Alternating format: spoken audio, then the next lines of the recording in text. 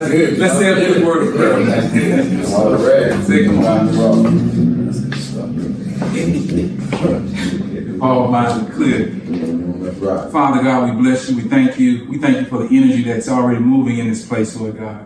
We thank you for these thought leaders, Lord God. We thank you for everything that they bring to the table, every experience that you've given them to be able to have a point of view and a perspective and a vantage point that someone else doesn't, but it can still help and empower someone else. Father, we just pray that your will be done here today in all that we speak. In Jesus' name, amen. But what I want to do first is just give everybody opportunity just to share a few, words on.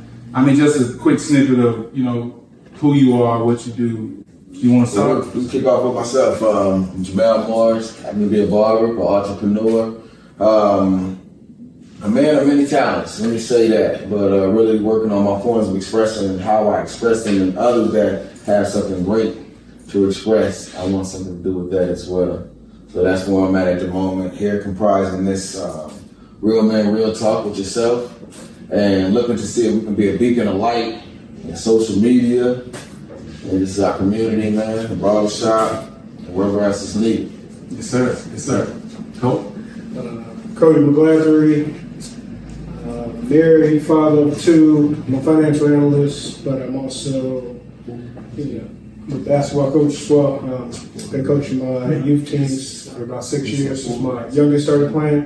Now I'm coaching my oldest and my youngest, and my youngest also plays for the middle school team. So in that, I'm trying to teach life lessons and trying to teach accountability, responsibility, and growth through sports. But ultimately, I look at my life like I'm a living ministry. And so I try to conduct and comport myself in a way that says, there's something different about him. I want what he has, and hopefully that takes him closer to where they need to be. I like it, man. I'm Terry Swain, man. I'm an author, two-time author, self-published. Yeah, two-time.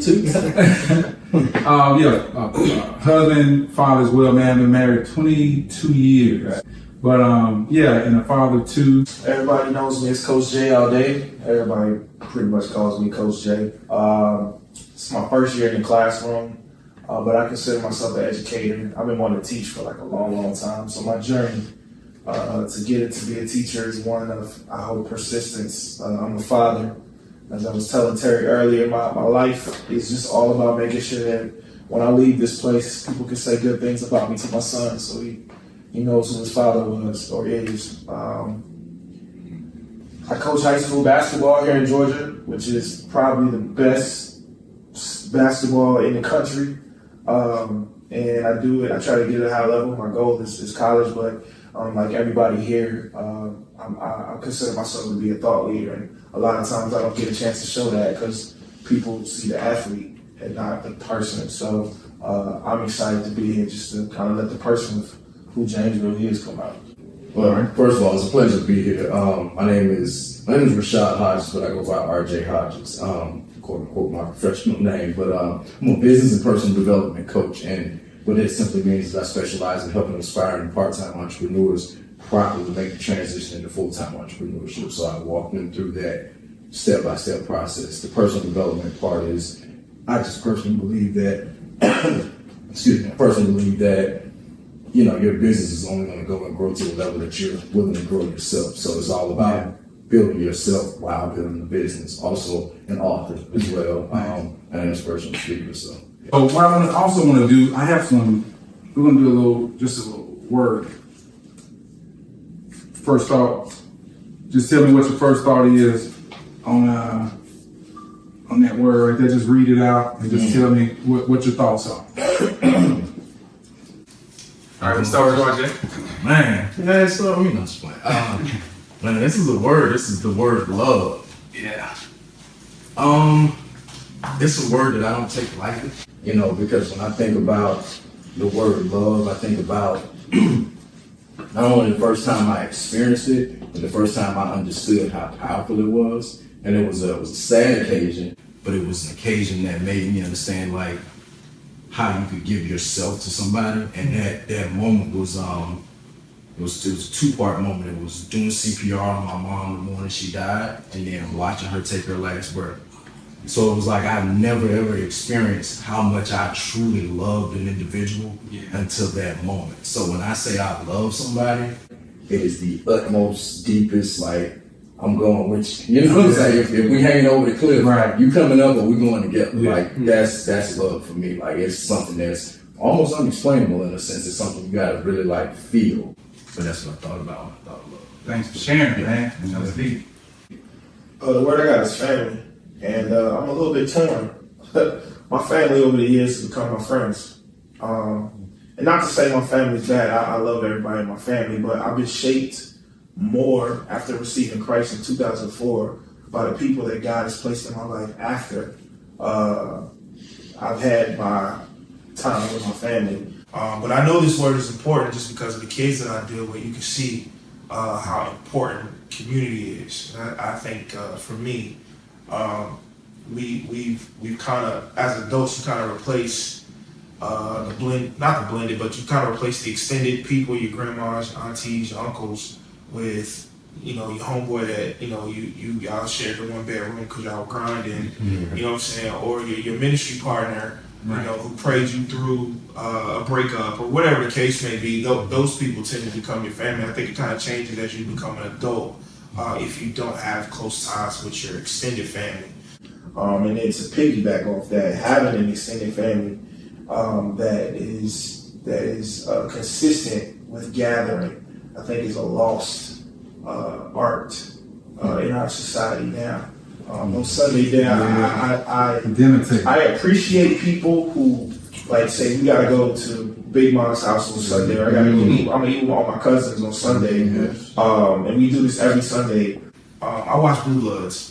That's one of my shows, and then every Sunday, Frank has his family at the table, and they talk about everything. And that's part of the reason why I like that show, just because of the openness. But I think that if we kind of got back to that a little bit, society would be, you know, changed, you know, a little bit. But that's This is funny, man, that and I just randomly gave these out, but I got Lies, and really The Quiet Devil, the book that I wrote, man, that's what it deals with. And Lies is the devil's favorite hiding place. You know, that's why he builds his fortified strongholds behind those lies. And if they're never exposed, you know, they can definitely grow to become some real ugly situations. So, yeah, so I think, you know, Lies is just, it's the devil's favorite hiding place, man. Yeah. So the word I have is lust. And upon seeing it, my thought is, we all know what lust is, and then we all know what we don't want to admit lust is. And so lust is a thing that we can acknowledge exists, but we don't want to acknowledge what it is. And lust is a tricky, slippery slope in that we can call lust admiration. We can call lust appreciation. But lust is something that if it drives you, can define you. And so that was just my first thoughts, that lust is right up there with lies as far as when you're behind the veil of that, you're driving blind. And you can follow lust into a ditch or anywhere. Yeah. Good stuff. So mine happened to be loyalty. Loyalty. First thing that came to my mind was just talking to my son about a father and a son's loyalty. You know, the certain thing I thought about the loyalty that I had with my father when it came to getting my hair cut. Like, my dad was the only person that cut my hair. You know, for a long time, it was just an unspoken thing. It's like we just knew that. Kind of went that way with my son. But also with loyalty, that just came to mind is just, you know, authenticity, but not to say authenticity, but integrity, excuse me, is the word. It made me think about integrity, man, and like, you know, loyal, keeping your word, you know, with your people.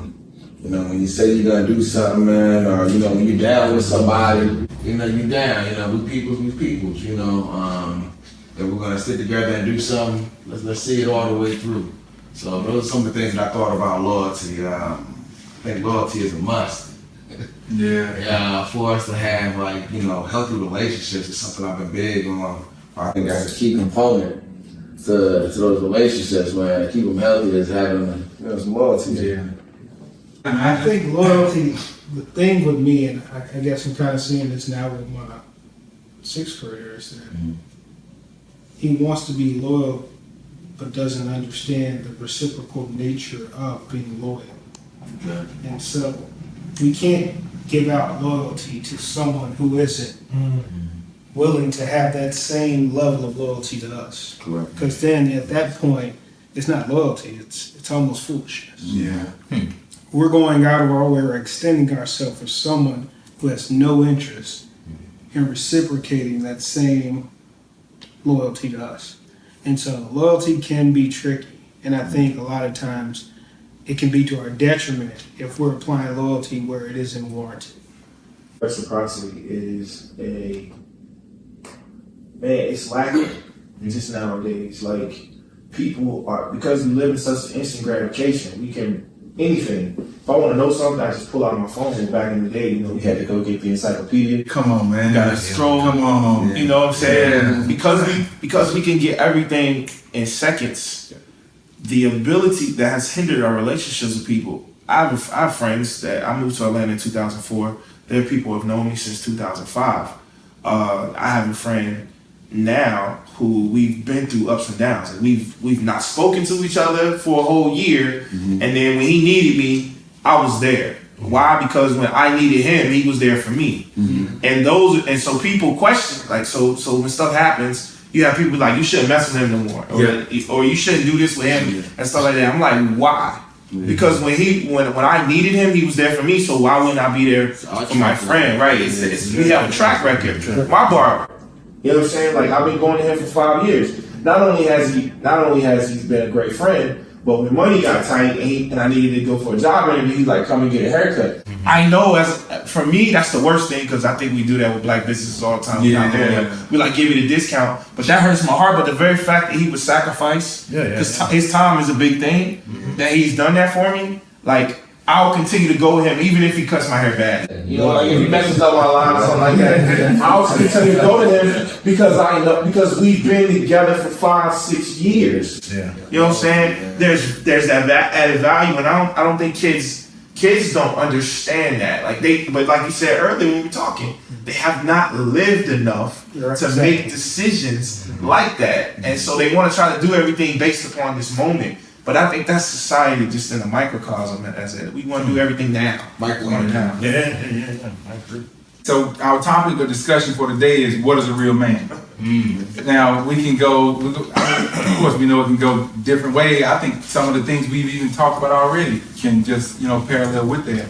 Right. But I want to start off with just, what is your definition of a real man?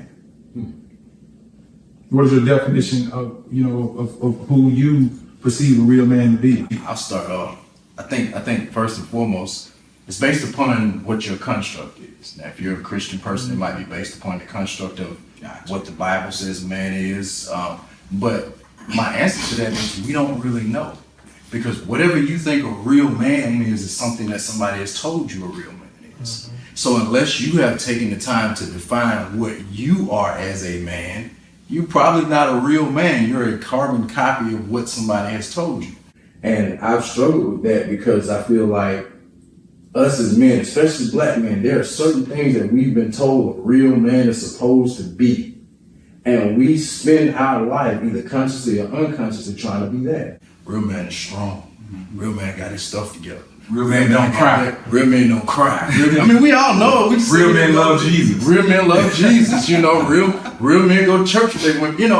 And what I think that creates is that if you're not one of those things that we've been told, then you start to feel less than as a person, because somebody has told you, like, a real man pay every time we go somewhere, right? That's what real men do. That's what you've heard.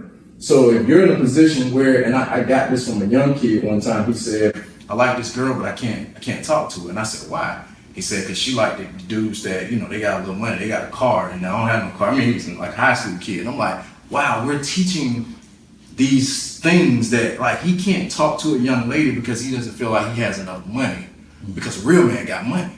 So to me, when I hear that term when women say, I want a real man, I always say, well, do you know what that is? Not according to what your mama said, not according to what society said, not according to what your pastor said, but according to what the Spirit in you speaks to you that a real man is for you. Because that might not look like you, that might not look like you, but it don't mean you're not a real man. Yeah. You know, so that's where I am, that whole real man thing. To piggyback off what you said, I think everything you said was about what a supposedly real man does and not who he is. And I think what has happened is society has given us the Webster definition of a man based upon what he does and not based upon who he is. Yeah, right. And when that happens, what you have is you have pretenders. All right, yeah. Pretenders who are acting out a role that they were given, a script that they were given by society.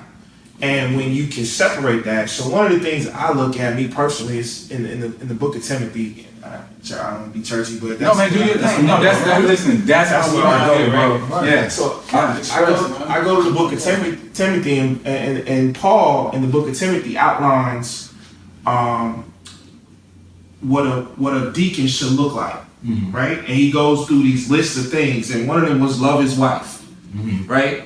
Love his wife, be not given over to drunkenness, and as you go down the list in Timothy chapter 3, you go down the list and you look at all these things. They don't become what he does; it becomes a character of who he is, right? And the character of who he is somebody who's in line doing what he needs to do. In that particular situation, so it fits what you're saying. Like your construct of who you are as a man should be about who you are and not what I can do. And I think women have played into the role in society about saying this is what a real man does, as opposed to saying I want somebody that's a who. Who are you? So the question I like to ask people, even my little sixth graders in my class, is like, who are you? That blows people's mind every time, because there are people who have not sat down with themselves long enough to really say who I am. Like, am I a liar? Am I loyal? Do I follow the lust easy? It's so crazy that we don't talk about this that. question though. Do we give people room enough to define who they are? Yeah, because they've been defined by so many other Yeah, because when you take somebody that's a sixth grader, or you can take grown men and say, "Who are you?" Is that really who you are, or is that wrapped up in the definition? Yeah, I think it's who you are and what you do. Those are the things you have to separate. Right. So that's what we get today. I had a philosophy teacher in high school that used to ask a question, and it was real simple. It was, do you know this person? And it'd always be the person next to you. Like, yeah, I know him. We've been in class for 2-3 years. And his response is always, it takes a lifetime to know oneself, right? So we're always learning who we are. Yeah. And for that reason, you can't really know someone else. And so it's always, we can learn together, right? So to get back on topic, my idea of a man, 2 words popped in my head. It's a leader and it's sacrifice, right? I like that. And so in a leader, it doesn't mean that you have to be a leader of people. It means that you are an independent thinker. And that you first start believing yourself. That's right.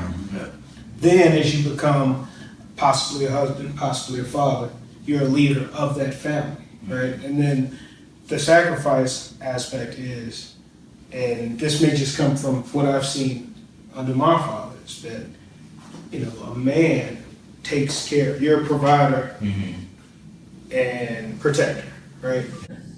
Biblical origin, but that is my construct. So I provide, I protect, and in that provision, there is sacrifice. There's a selflessness that says, as a man, I put all these things before me, and my gratification comes last, because my gratification is actually in those other people. That's dope. That's good. That's good. Let me ask you this. But because I get that, but then I think about I think where it becomes choppy is that my construct of a man and your construct of a man, if he doesn't fit, it doesn't mean he's not a real man. And I think that's where it gets choppy at, because I got a construct, you got a construct. Because those things you said I agree with, because it's part of my construct. That's what a man, quote unquote, is supposed to be. Now, as long as this man isn't hurting, harming, or destroying his family, then, you know, that's a whole different thing. But if he's not as strong of an independent thinker yet, or if he's not,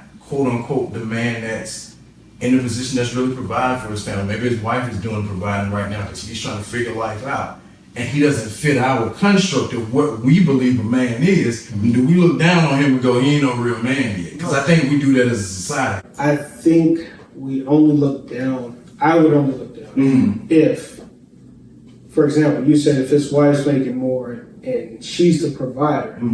If his concept of providing is limited to finance, then to me that's not a man. That's a limited scope. Yeah. Because when me and my wife got together, she made more. Okay. All right. And you fast forward a couple of years, she didn't work for 6 years. Stay at home mom. Right. I wasn't less of a man when she made more than I was when I was the sole provider. I agree.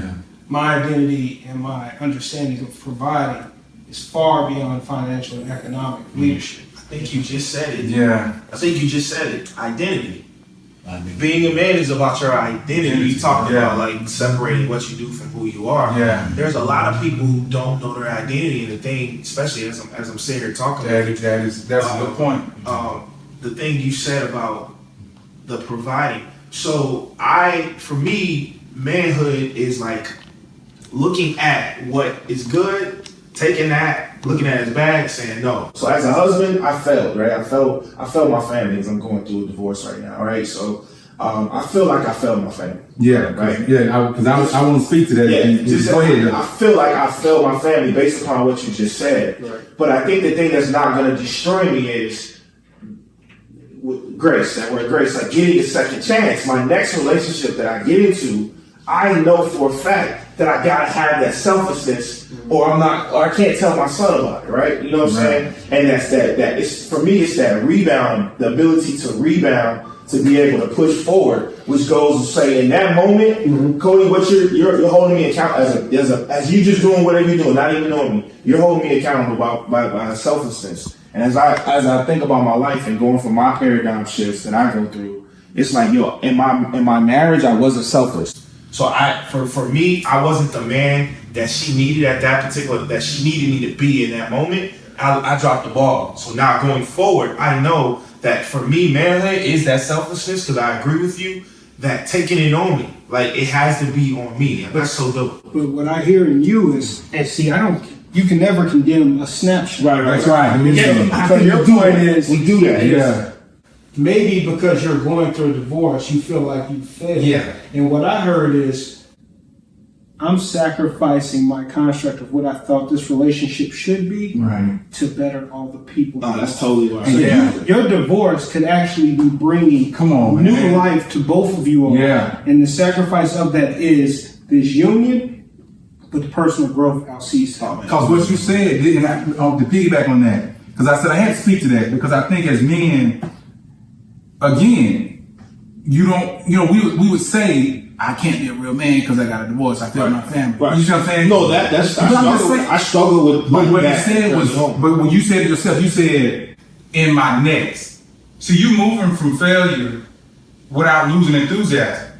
Just because you feel like you failed in that situation, that didn't stop you. Right. Because you're already seeing the future. In my next. You see what I'm saying? I want to be better. And I think that's, again, to go back to identity, the things we've been talking about, is that's what, because real man, there is no real construct to him. And that's really the reason for the question. Right. Because we have to identify, there are some do's and some don'ts, of what we perceive a real man to be.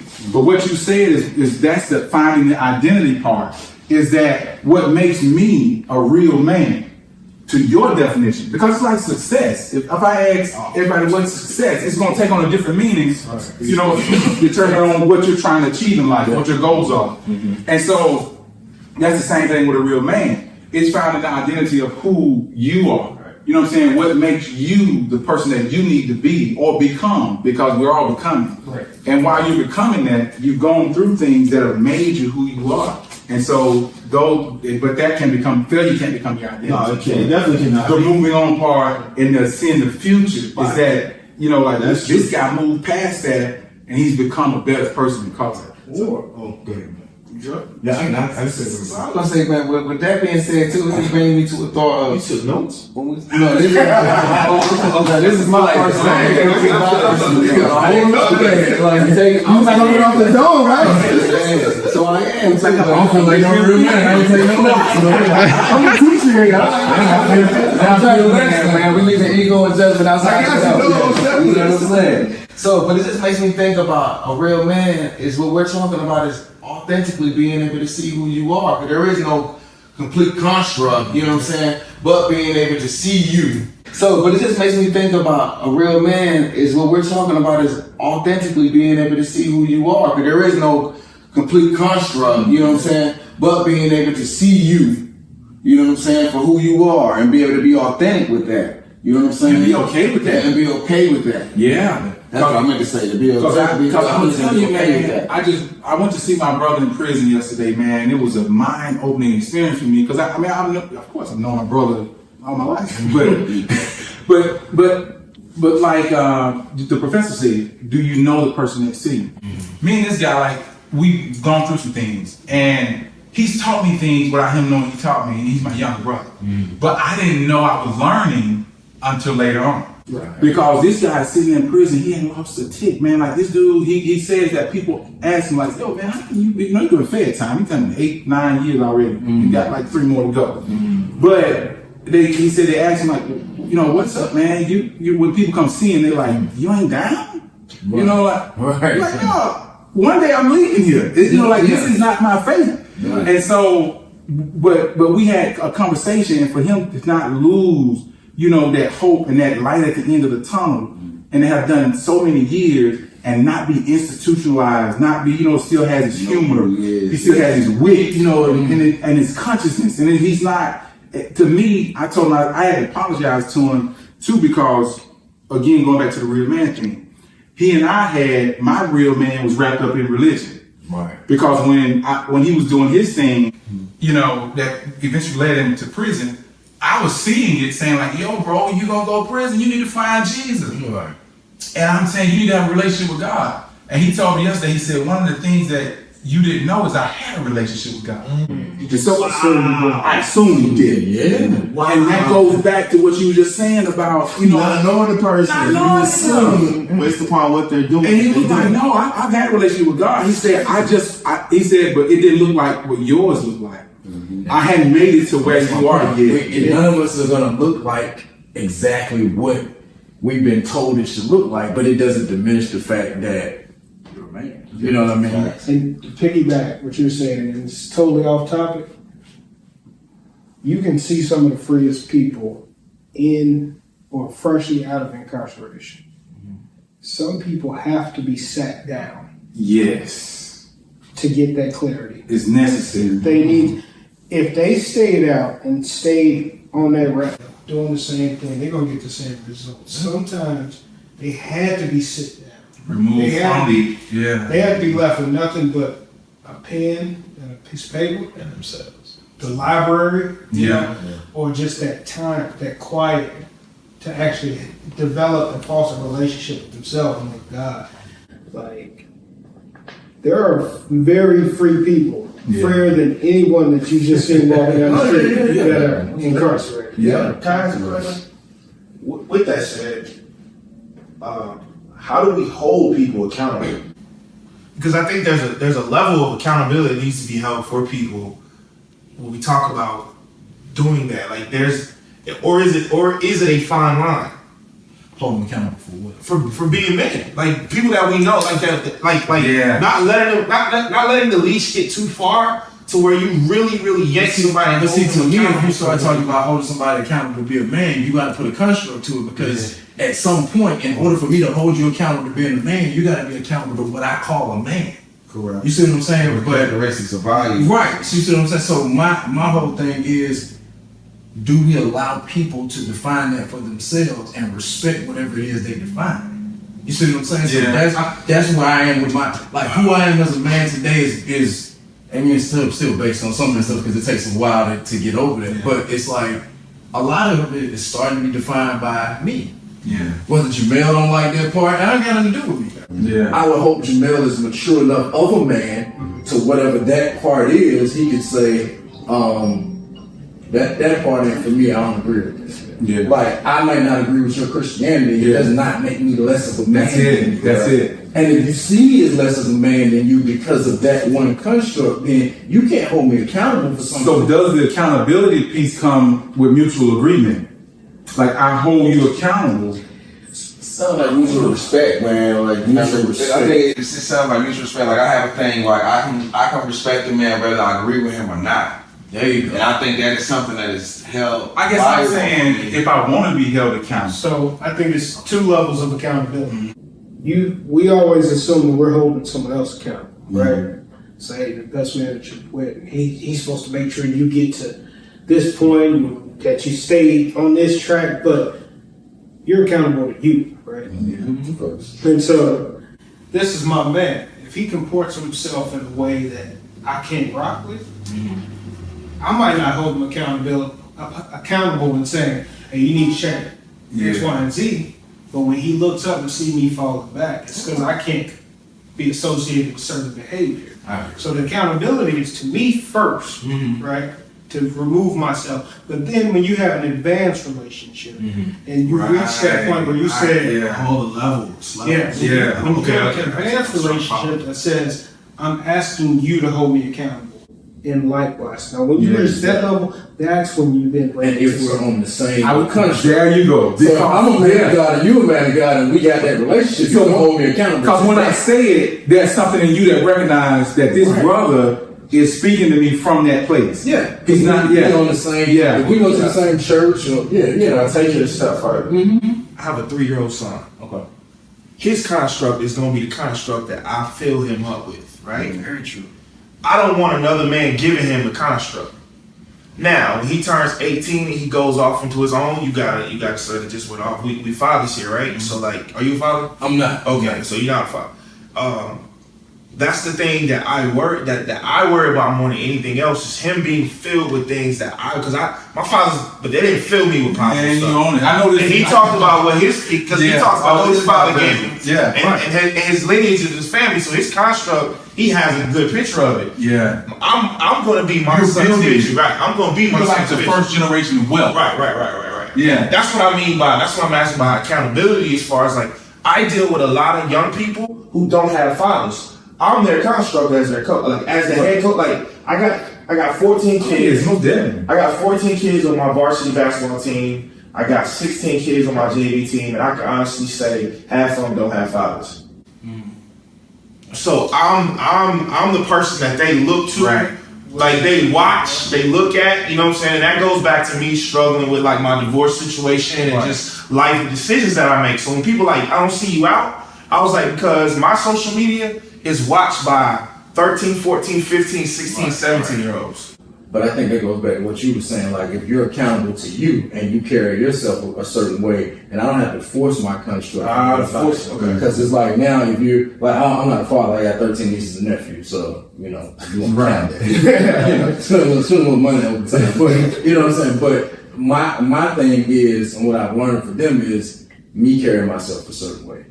We don't talk about certain things. I do it. If I say I'm gonna write a book, I wrote a book. Dang, I'm supposed to publish a book. Yeah, you know. Yeah. But I carry myself a certain way so that whatever my construct is, if you want to adopt it, and now I can hold you accountable because you've adopted. Another issue is that we live in a world of motivation, especially as men. Yes. We want other men to be better, or especially young men, and we try to motivate them externally. That doesn't last. Well, that rolls right into everything we've been talking about because there's a difference in motivation and mentor. Yeah.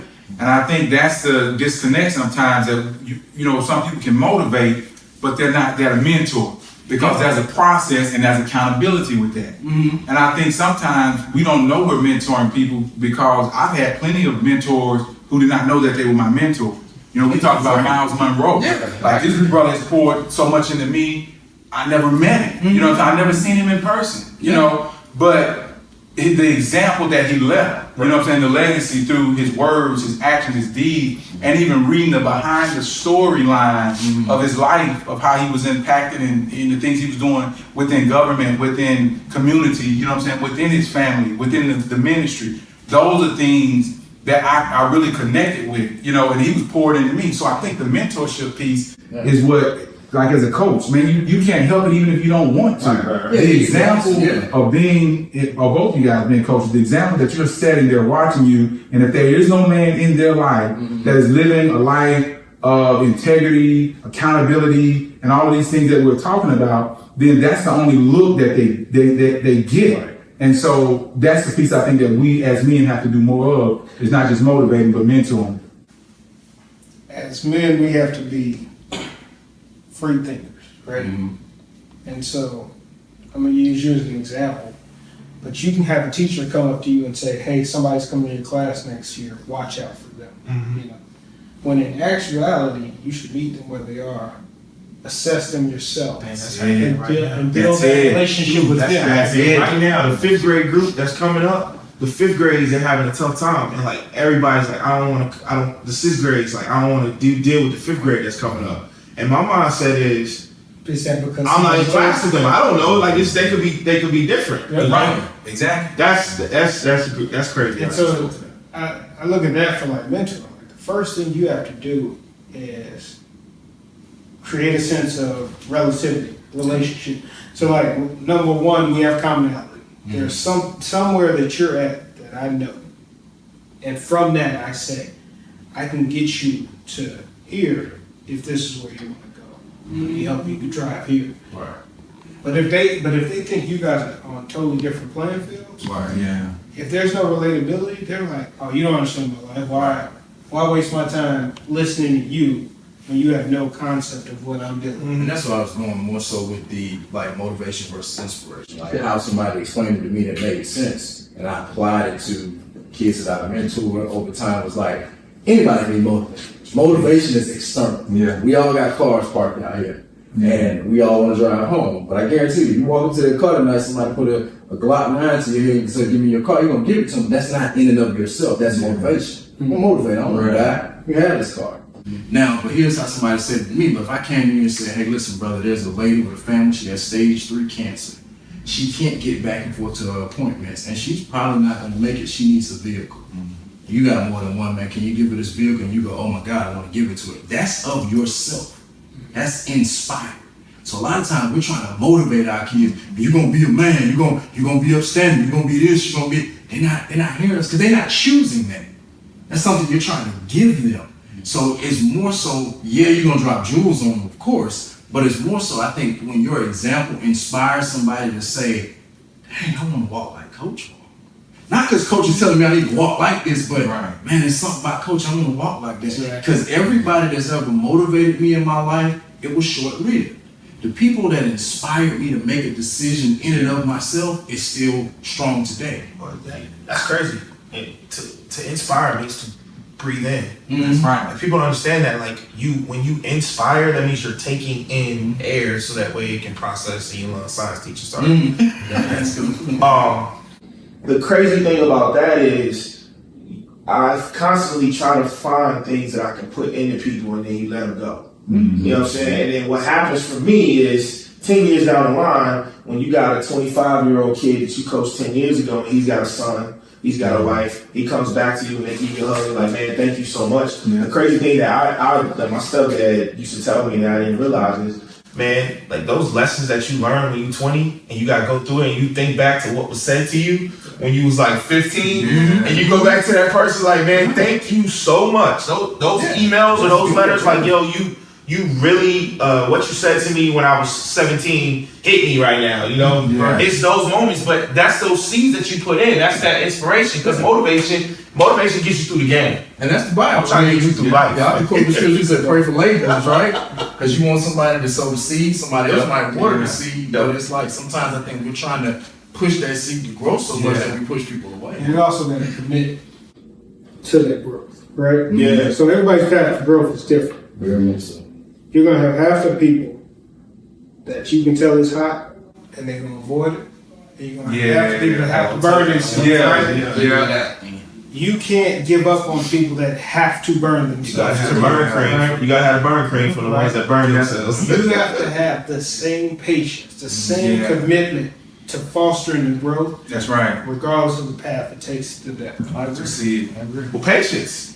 That's but it goes back to the love word. Mm-hmm. Like what you talking Yeah. about, patience. You got it. Like I'm learning that. Like my best friend, he's like got this thing down to like a science, to where he, like his patience and long suffering. That with when you associate that with love, it means you forgiving over and over again. You taking hits, you taking bumps, and it goes back to that self-sacrifice. I'm gonna be the last person to give up in this situation, and I think that's what you talk about with love, like what you give your CPR. Like I'm gonna do everything I possibly can to help revive you, and if it doesn't happen, I did everything that I'm supposed There's to no do limits in this moment. Yeah. There's no limits in that level of love. So yeah, I agree. Yeah. So that's good stuff, man. I'm gonna just ask this question, still along with everything we've been talking about. It's kind of like a summation question. When a man's value is no longer measured by what he does, by his finances, social standing, how does he determine his worth? See one time. When a man's value is no longer measured by what he does, by his finances or his social standing, how does he determine his worth? Like, is it? I mean, do we go into depth? You said what he does. I think that I'm thinking on some level that's gonna help define.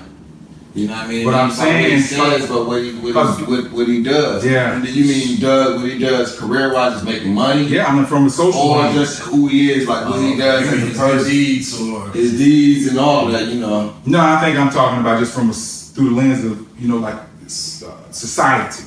Because society, I mean, in this culture that we live in, like we talked about what a real man is, if we look at it from a society standpoint, then we know that can take on many different forms other than what we believe in. Correct. But I'm just saying, what else, like I said, character, the character and identity, what is beneath what's on the surface of what you can determine by looking at him, what he has, what he drives, and what he works, and all those things. What is he defined by?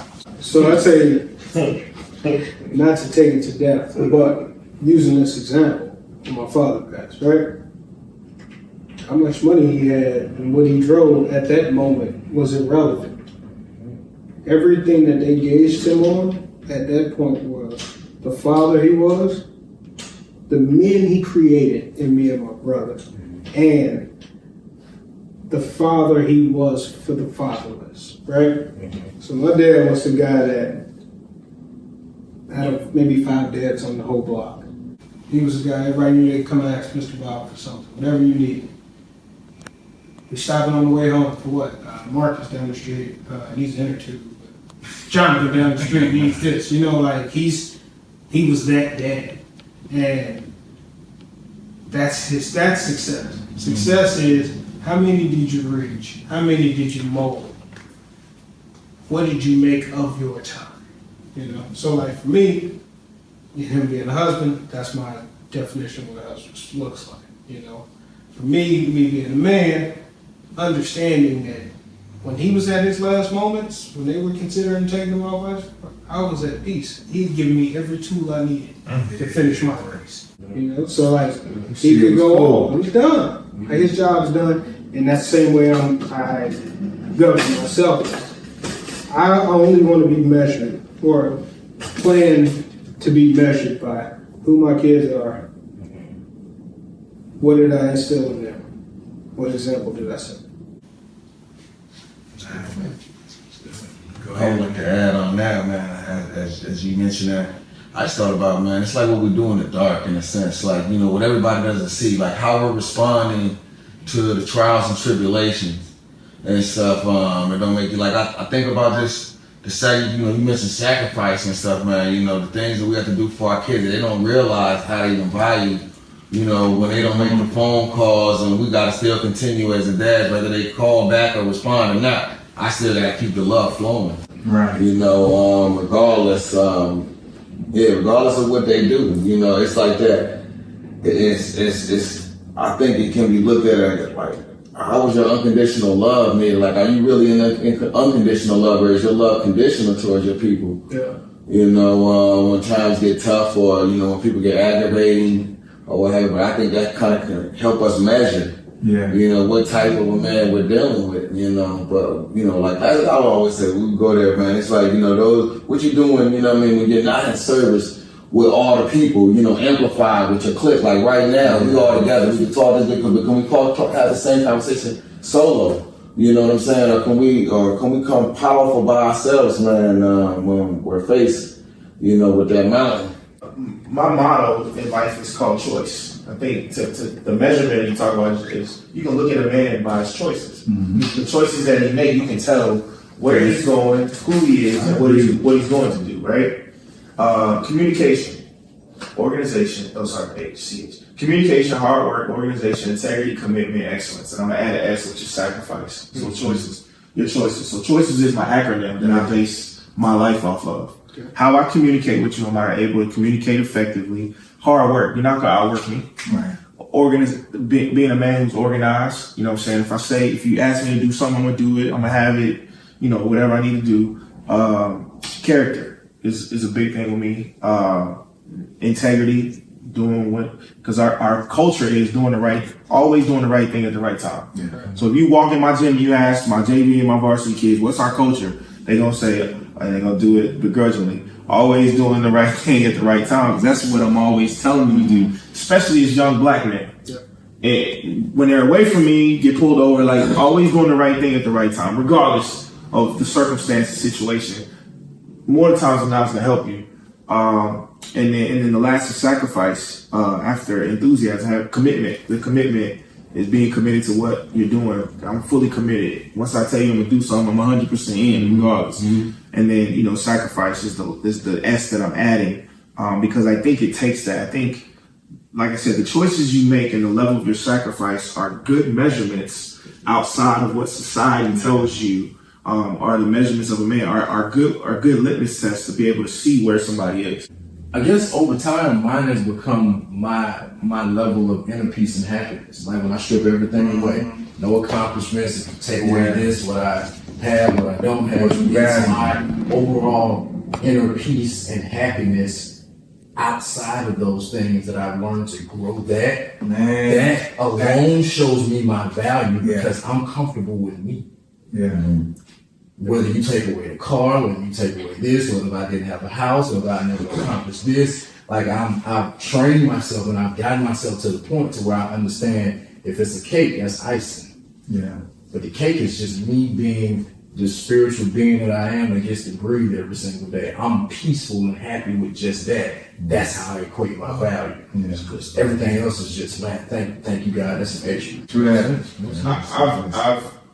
I got this thing down. It's like my saying, when people hear me say it, I'm going to find somebody that's gonna love me when I'm being unlovable.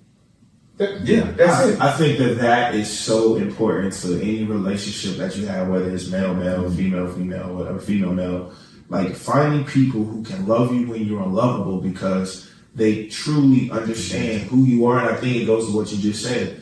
It's almost like a strainer, you know, when you have a colander or something, and you still keep the broccoli, but I gotta rinse the water. The water has to come through, and I think too many times in relationships, women especially hold you for who you are in that moment. They hold you for that snapshot. Yeah. Like you done something, they take it out, they shake it. This is who you are. It's like, nah, I'm a panoramic. Like, can we scan the whole room so you can see me over here? You see me right here. Now I have a bad moment right here, but I'm still going around. The picture's still intact, like I still am. And I think for me, and when I talk to men, a lot of times we're being held, especially from women, we're being held to that snapshot. We're being held to that Polaroid that you shake, and you show us like we're saying about manhood. Then I know you got questions, but but you also got to find out, just like we got constructs of quote unquote real man is. I think now, before you get with a woman, I got to sit down and talk to you. What's your construct of what this real man is? Because if her construct is something totally different from what you are, and she's not open enough to ask herself, am I willing to redefine my program of what that is? You fight a losing battle. Yeah, and what you said, and that's it. It took, and one conversation doesn't get either. Because you can be married to someone, well, let me just make it personal.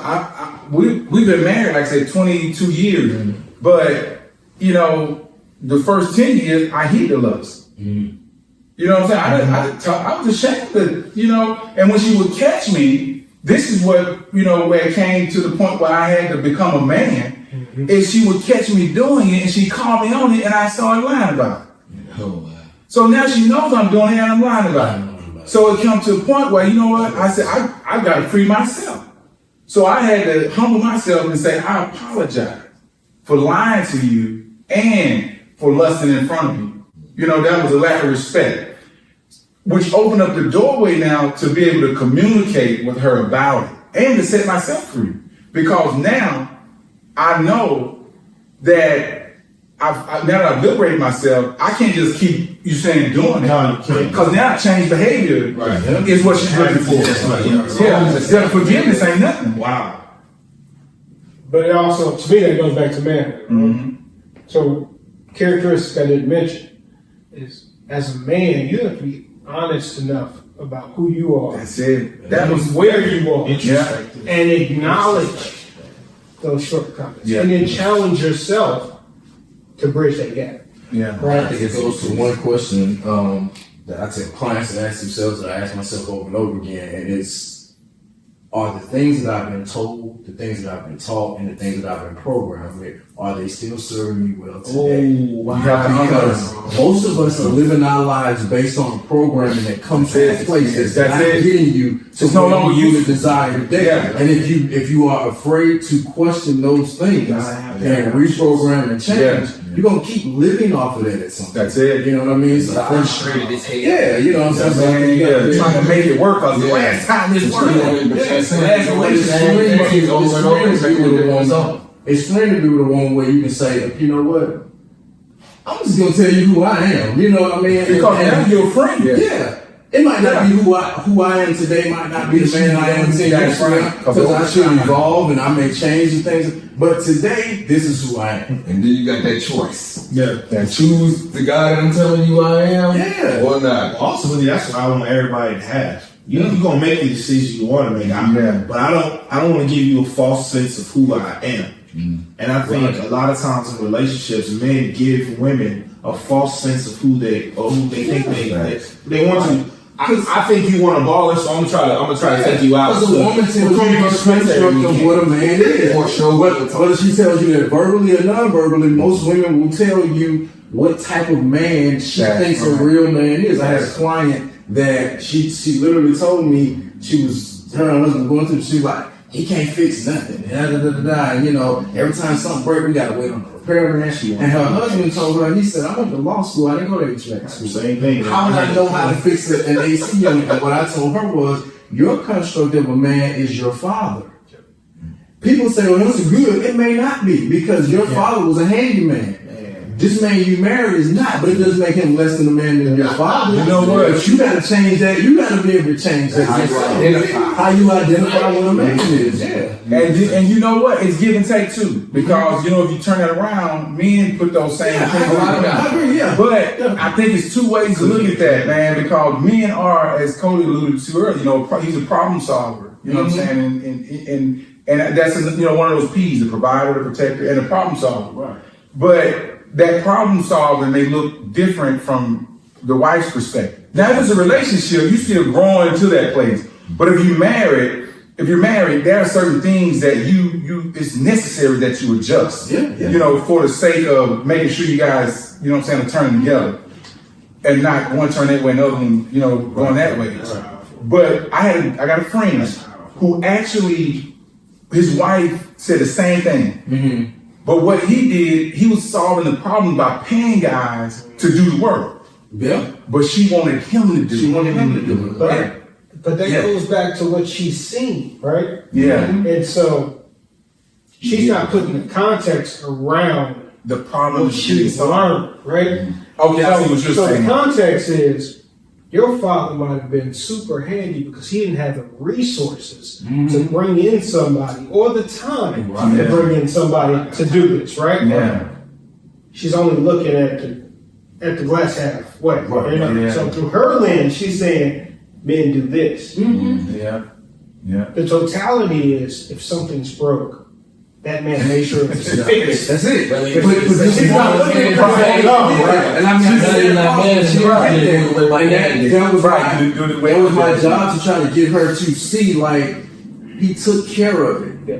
Whether he took care of it in this way or this way doesn't make him less than a man. But like you said, through the lens that she was looking at it from, it was, you know. The funny part is, like that same man who calls in somebody to fix something, with those extra hours he has, taking his wife out. Man, there's minimal appreciation. Number 3, you just dropped record number 3 right here. You just dropped one. You just dropped Compensating. That's it. So it's like, Do women do enough of that work during the talking period, to really truly get to know that?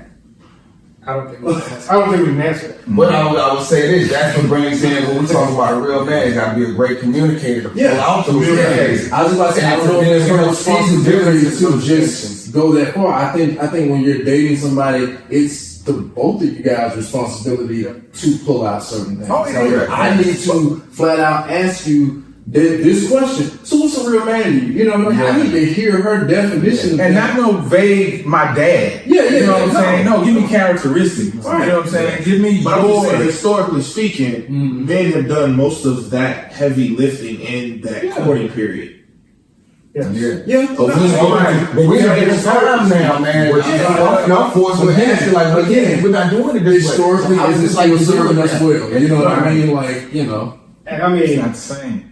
I've been married 22 years. Okay. Oh, yeah. And we got strong 11 of them. Right. Yeah.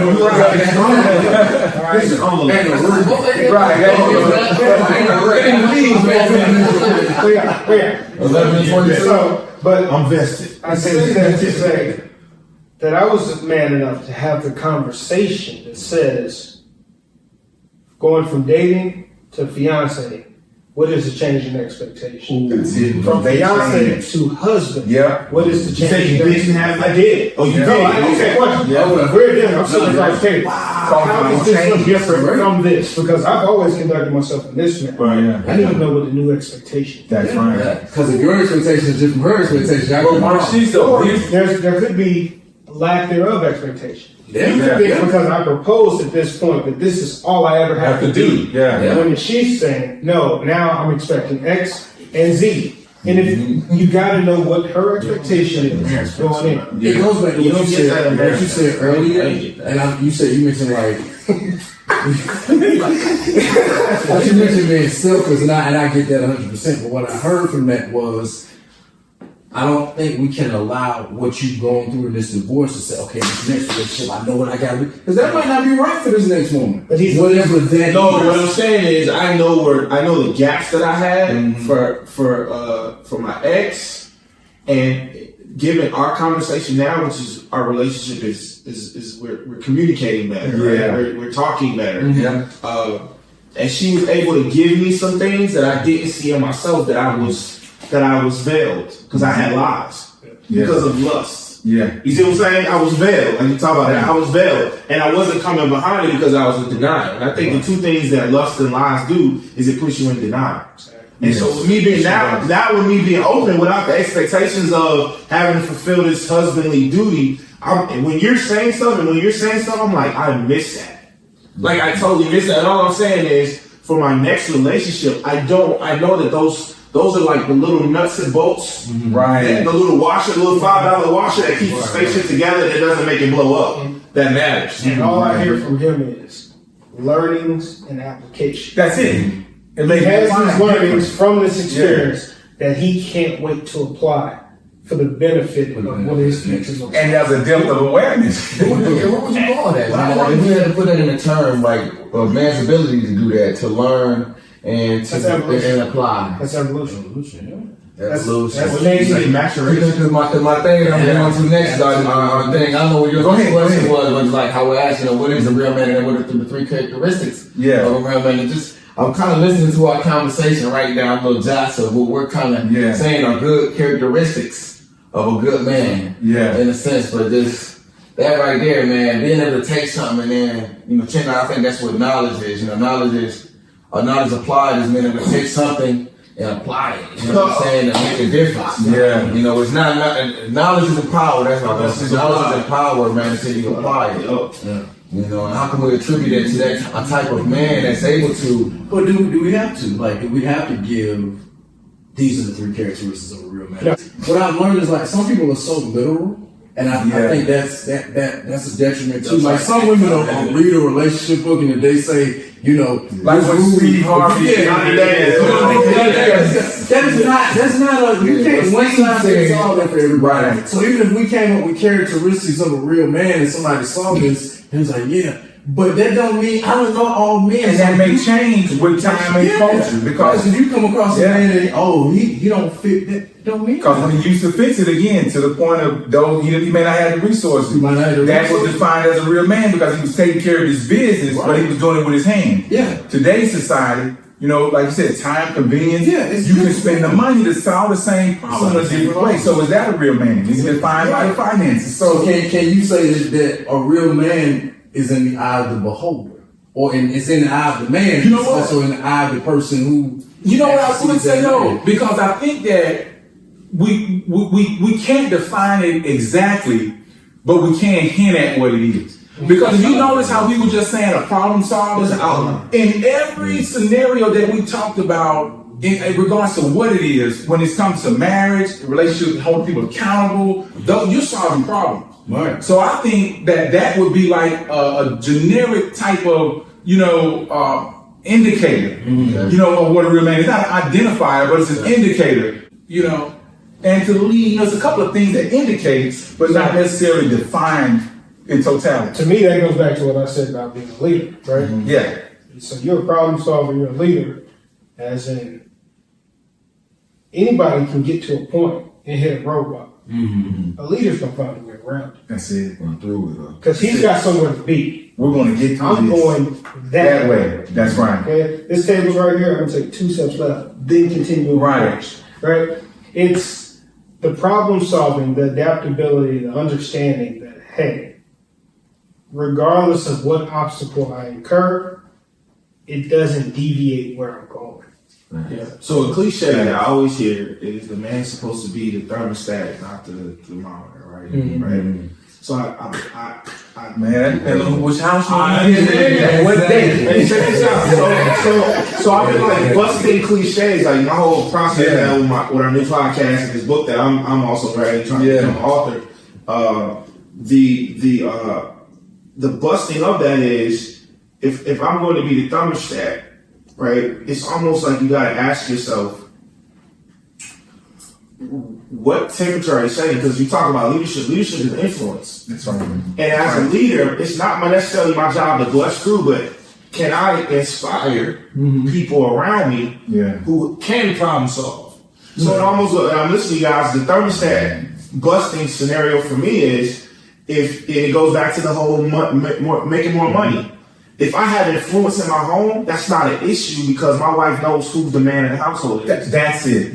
She knows because of my influence. I don't have to use my machismo. I don't have to use my masculinity. I don't have to lord my masculinity over people. And I think a lot of times we as men, we try to, we use our masculinity as a cloak. And when you're a leader, you don't have to. That's it. That's influence. Like leadership is influence, where you inspire people around you to come outside of themselves to be bigger than what they possibly could have ever done. And that's how I view coaching. Like it ain't about me being the head coach, but it's about me inspiring 5 people on the court at one time to be bigger than what they ever could have thought. And so my influence to my son and the people around me is, I know that he's going to be committed, he's going to work. Right. That's what I would want my influence to be. You said something key too. When you just said, when you said that's different in every household, and what I thought about was something the mentor used to tell me. That's right. Well, what the mentor used to tell me, he said, be careful. I'm gonna probably mess it up, but he said, be careful to not let outside things define something you're supposed to give the definition to. That's it. And that's how I do my best to live.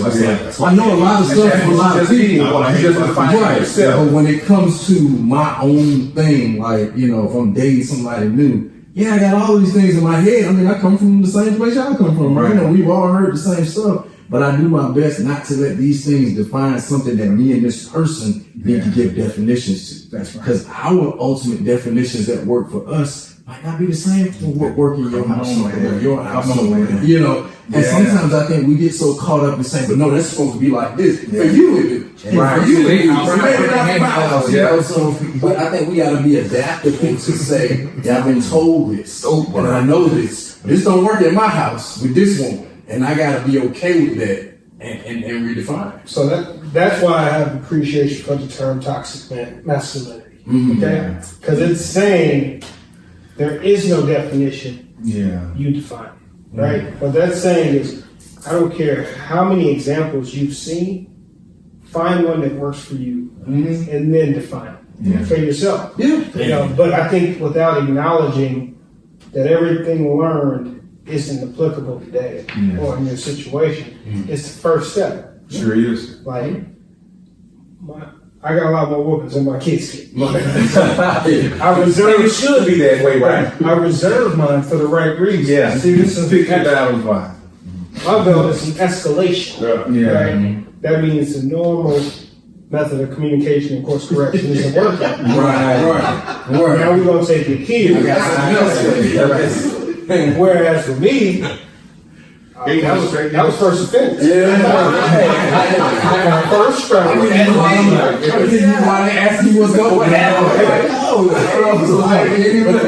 You get a chance to come up with this story. I've been thinking about double timeouts. Yeah, you know, that's an acknowledgement that the way that I was reared doesn't have to be the way that my child's reared. But rearing is due. Right. Like, it just looks different, but it has to happen. Yeah. So I think definitions are great, but in and of you. That's you know right. what I mean? Like, so yeah, we need definitions, but if it's a definition, because I always say a lot of people live lives outside how they truly feel.